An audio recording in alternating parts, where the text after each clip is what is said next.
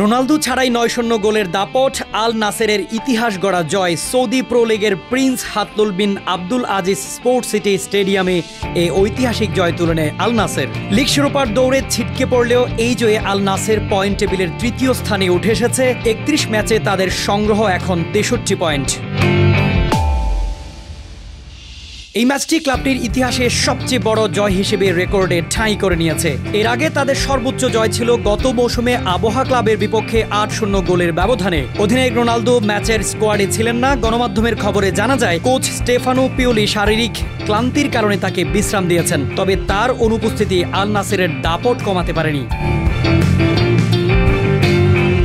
১৬তম মিনিটে ম্যাচের প্রথম গোল করেন আইমান ইয়াহিয়া। এরপর জন ডুরান ও মার্সেলো ব্রোজোভিচ ম্যাচের ৩০ মিনিটের মধ্যেই স্কোর লাইন ৩-০ করেন। প্রথমার্ধে ইনজুরি সময়ে সাদিও মানে পেনাল্টি থেকে নিজের প্রথম গোলটি করেন। প্রথমার্ধে আল নাসেরের লিড দাঁড়ায় ৪-০।